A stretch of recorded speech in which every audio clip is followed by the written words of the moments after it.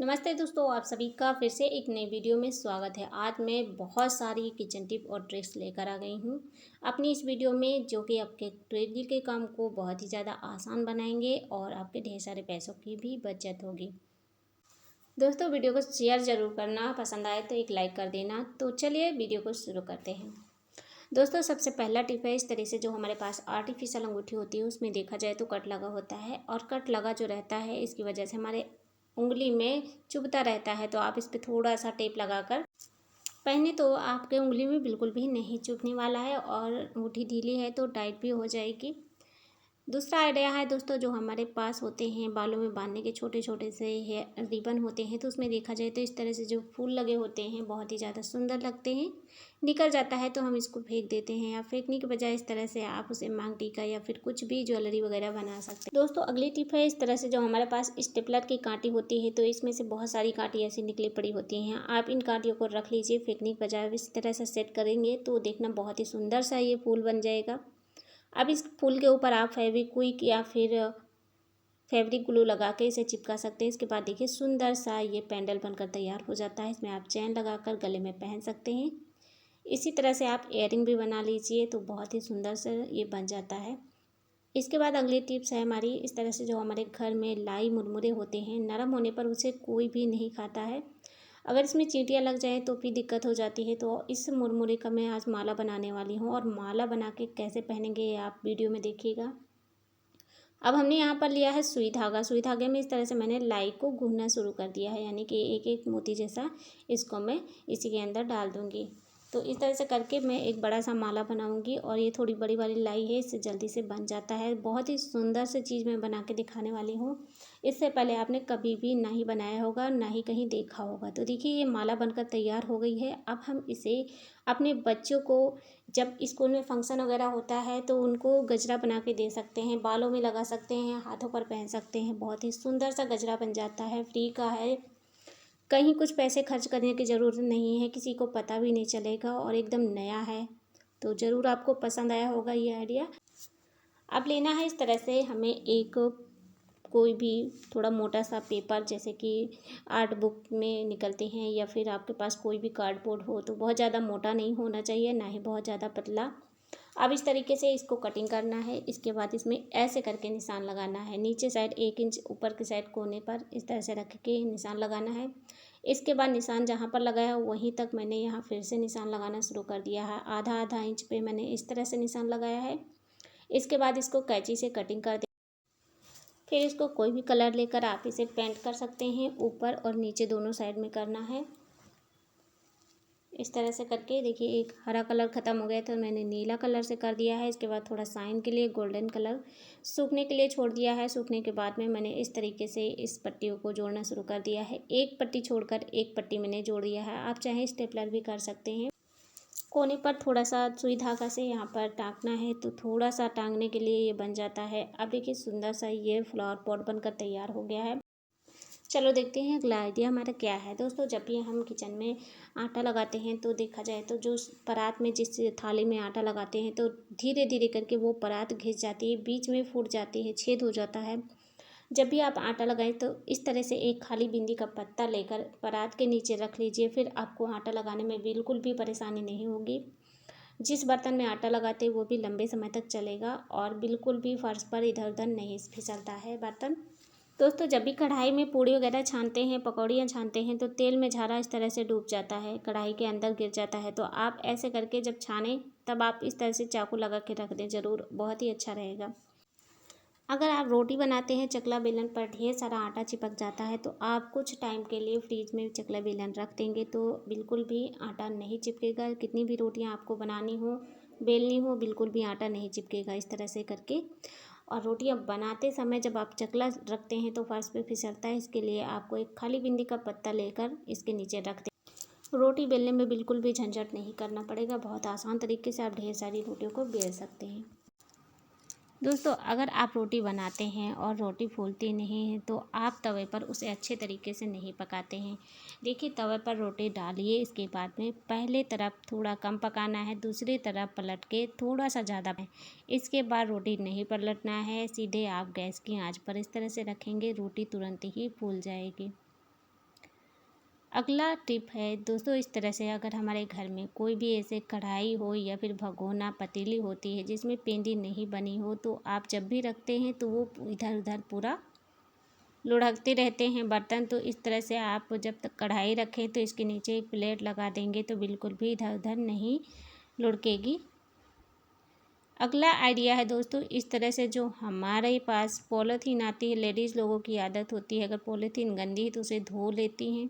धोने के बाद पॉलीथीन सुखाने का ये आइडिया आपको बहुत ही ज़्यादा अच्छा लगेगा। किचन में रखे हुए बोतल के ऊपर, डिब्बे के ऊपर ऐसे पॉलीथीन को पहना देंगे। इससे बोतल पर धूल मिट्टी भी नहीं जमेगी और पॉलीथीन सुबह तक सूख जाएगी। अगर आपको ये ट्रिक अच्छी लगे तो एक बार ट्राई करके ज़रूर देखना। अगला आइडिया है दोस्तों, जब नई चूड़ियाँ पहनते हैं और हमें काम करना पड़े तो चूड़ियों को निकालते हैं और निकालने के बाद किचन में इधर उधर रख देते हैं, जिससे हमारी बहुत सारी चूड़ियाँ टूट जाती हैं। आपके किचन में इस तरह से कोई भी पतला सा डिब्बा होगा, उसी पर इस तरह से चूड़ियों को पहना दीजिए। सजावट के तौर पर देखने में भी अच्छी लगेंगी और तुरंत ही आपको सामने मिल जाएंगी। अगर आइडिया अच्छा लगे तो एक बार ज़रूर आप ट्राई करके देखना। इधर उधर रखने से अच्छा है, आपकी चूड़ियाँ सेफ रहेंगी, कहीं भी गिरेंगी नहीं और ना ही टूटेंगी। अगर आपको ज़्यादा पूड़ियाँ बनानी है तो आपको बहुत ही अच्छा सा ट्रिक बताती हूँ। इस तरह से एक धागा लेकर लोई आराम से काट सकते हैं, फटाफट ढेर सारी लोई काट के रख दीजिए। पूड़ियाँ बनाने में बहुत ही ज़्यादा आसानी होगी। पूड़ी बनाने का जो तेल है ये गरम हो गया है या नहीं, तो आप इस तरह से बेलन डालकर चेक कर सकते हैं। इस तरह से आपको अंदाज़ा मिल जाएगा। बहुत लोग ऐसे हैं जिनको हर तरह से जानकारी नहीं होती है खाना बनाने के बारे में।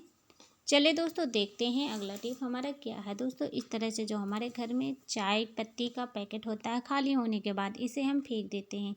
आप इस तरह से सिलेंडर को खींचने के लिए इसके ऊपर रख कर आसानी से सिलेंडर को पूरे घर में सरका सकते हैं। अगर ऐसे खींचेंगे तो आपके फर्श पर निशान आ जाएगा। दोस्तों, सभी के घरों में नॉर्मल पानी से पोछा लगाया जाता है। अगर आप पोछे के पानी में 1 चम्मच फिटकरी पाउडर, 1 चम्मच नमक डाल देंगे जो खाने में यूज होता है, इसके बाद देखिएगा अगर आप पोछा लगाएंगे तो आपकी फर्श एकदम साफ़ सुथरी रहेगी। जो बारिश के मौसम में बहुत ज़्यादा घर से सीलन की बदबू आने लगती है, वो सारी की सारी ख़त्म हो जाएगी। जितनी भी निगेटिविटी है वो अच्छे तरीके से ख़त्म हो जाती है। तो आप इस तरह से हमेशा ही पोछा लगाइए। देखते हैं एक और बढ़िया आइडिया। दोस्तों, जो हमारे घर में ऑल आउट होता है, इसमें एक डिब्बी होती है जिसमें तेल भरा होता है। ये तेल अगर ख़त्म हो जाए, डिब्बी को हम फेंक देते हैं। ये एक डिब्बी खरीदें चाहे बाजार से तो आपको 70 या 75 रुपए की मिलती है। तो इमरजेंसी के टाइम अगर ये तेल ख़त्म हो जाए, तो अगर आपके पास इस तरह से मच्छर लोशन है तो मच्छर लोशन आप देखे होंगे बच्चों को भी लगाया जाता है, इसमें आप डाल देंगे तो ये काम चलेगा आपका। और ये 25 रुपए की डिब्बी मिलती है, तो सोचिए अगर आप एक डिब्बी इसमें भर के डाल देंगे तो काफ़ी समय तक आपका काम चलता रहेगा। इसके बाद दोस्तों देखते हैं हमारी अगली टिप्स क्या है। दोस्तों, इस तरह से जो हमारे घर में लहसुन छीलने का काम होता है किचन में, तो कभी कदार हमें नाखूनों से छीलना पड़ता है लहसुन, जिसकी वजह से नाखून भी दर्द होने लगते हैं। तो आप छन्नी पर इस तरह से इसके मुंह के साइड में थोड़ा सा रगड़ेंगे तो तुरंत ही लहसुन छील जाता है। चलिए देखते हैं अगली टिप हमारी क्या है। दोस्तों, जब लोग कपड़े पहनते हैं तो देखा जाए जो बगल में पसीना आता है, जिसकी वजह से कपड़ों में बहुत ज़्यादा बदबू आने लगती है, तो अगर आपके पास इस तरह से टेल्कम पाउडर है तो आप उसे डाल सकते हैं, वरना आप इसमें फेस टोनर होता है या फिर गुलाब जल होता है, आप उसे भी इस तरह से स्प्रे कर सकते हैं। इससे बहुत ही सुंदर सी खुशबू आती है। पाउडर डालेंगे तो थोड़ा सा पाउडर का दाग पड़ा रहता है, इस तरह से देख सकते हैं, मैं यहाँ डालकर दिखा रही हूँ। जिन लोगों को पसीना आने की समस्या, आप उस तरह से ये आइडिया कर सकते हैं। अगली टिप है, बारिश के टाइम में बल्ब के नीचे बहुत ज़्यादा कीड़े मकोड़े आ जाते हैं, तो इसके लिए बहुत ही बढ़िया सा ये ट्रिक है। एक पॉलीथीन लेकर उस पर आप थोड़ा सा तेल लगा दीजिए, कोई भी तेल लगा सकते हैं जो आपके पास हो। इस पॉलीथीन को टांगेंगे हम बल्ब के नीचे, कहीं भी आप लटका के टांग दीजिए। जितने भी कीड़े मकोड़े नीचे ज़मीन पर गिरते रहते हैं, फर्श गंदी हो जाती है और बहुत ही ज़्यादा घिन भी आती है। आप इस तरह से बल्ब के पास इस पॉलीथीन को टांग देंगे तो जितने भी कीड़े मकोड़े हैं इस पॉलीथीन पर आगे चिपक जाएंगे। आपको ज़्यादा सफाई करने की झंझट नहीं रहेगी। अगर आपको ये आइडिया अच्छा लगे तो एक बार ज़रूर ट्राई करके देखना। अगली टिप है दोस्तों, इस तरह से जो हमारे बच्चों के पास कोई भी ड्राइंग बुक के ऊपर और नीचे का कार्डबोर्ड होता है वो निकलता है तो ऐसे ही फेंक देते हैं। आप इस कार्डबोर्ड को उठाकर ड्रेसिंग टेबल पर इस तरह से सेट कर सकते हैं, कहीं भी अलमारी वगैरह पर भी लगा सकते हैं।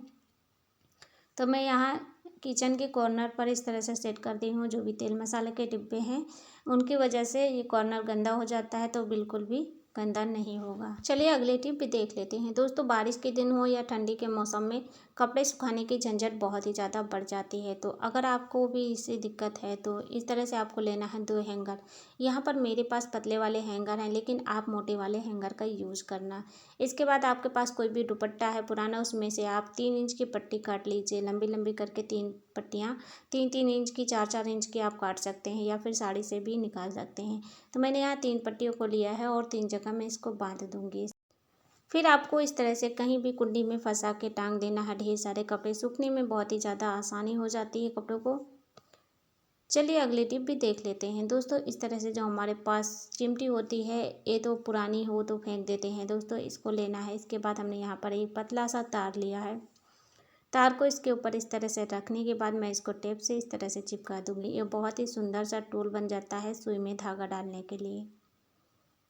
सुई में धागा डालने के लिए एक और बेहतरीन सा आइडिया मैं आपको बताने वाली हूँ। इस तरह से एयरबड लेना है, इसको दोनों साइड से काट लेंगे। इसमें बीच में होल रहता है, तो आप एक तार ले लीजिए पतला सा, इस तरह से काट लीजिए और इसके लंबाई के हिसाब से लेना है, थोड़ा बड़ा ही रहना चाहिए तार। आप इसको अंदर तरह से टेप लगा देना है। बहुत ही सुंदर सा ये अच्छा सा टूल बनकर तैयार हो जाता है। सुई में धागा डालना हो जाएगा बहुत ही ज़्यादा आसान। कितनी भी कमज़ोर नज़रें हैं, इस तरह से अगर आप टूल बना के रख लेंगे, कभी भी आपको कोई परेशानी नहीं होगी, आसानी से आप धागा डाल सकते हैं। अगली टिप्स है, इस तरह से जो आपके घर में पाउडर के डिब्बे या फिर नारियल तेल का डिब्बा खाली हो जाता है, उसको हम फेंक देते हैं। अब देखिए इससे बहुत ही अच्छी सी चीज़ बनकर तैयार हो जाएगी। तो इस तरह से पीछे के साइड में इसको कटिंग कर दिया है मैंने। अब इसको छोटा छोटा करके मैं कैंची से पूरा काट दूंगी। ऊपर का पेपर निकल रहा था तो उसको मैंने निकाल दिया है। अब इस तरह से काटना है पूरा, इस तरह से थोड़ा सा 1 इंच छोड़कर ही काटना है। अगर आपके पास बड़ा डिब्बा है तो आप बड़े में भी बना सकते हैं। तो सारे जो मैंने पट्टियाँ कटिंग की इसको इस तरह से कर देना है। अब देखिए आपके किचन के लिए बहुत ही अच्छा सा ये हैंड मिक्सर बहुत ही बढ़िया सा बेहतरीन सा बनकर तैयार हो गया है। कोई भी चीज़ से दही मट्ठा वगैरह आप मिक्स कर सकते हैं, या फिर बेसन वगैरह जब मिक्स करने की बारी होती है तो हाथों से उल्टियाँ पड़ जाती हैं। आप इसे बना के रख लेंगे तो हर रोज़ आपके काम आएगा। दोस्तों जितने भी आइडियाज़ मैंने शेयर किए हैं, उम्मीद करती हूँ आपके डेली लाइफ में कहीं ना कहीं ज़रूर काम आएंगे। वीडियो हेल्पफुल लगे तो लाइक शेयर करना, चैनल को भी सब्सक्राइब करें। Thanks for watching. मिलते हैं नेक्स्ट वीडियो में।